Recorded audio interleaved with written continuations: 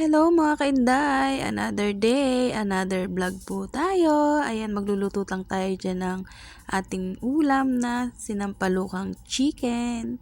Ayan, nag-isa tayo dyan ng bawang sibuyas at ng luya. And then, nilagyan natin yan ng patis. And then, nilagyan na natin yung ating chicken. Isosotay lang natin yan. Isosotay natin ng sangkot siya. Ayan, mga kainday. Isusutay natin yan ng medyo matagal para ma-absorb nyo yung ating mga pampalasa. At syempre, lalagyan din natin yan ng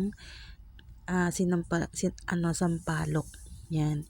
Isusutay pa rin natin yan hanggang sa ma-absorb ng chicken yung ating pang-asim. And then, nang masangkot siya na natin siyang mabuti, nilalagyan natin siya ng konting water para mapalambot pa rin natin yung chicken niya, mga kainday. At pakukuluan pa rin natin yan. At syempre, kumukulo na siya. Siya na ating titimplahan.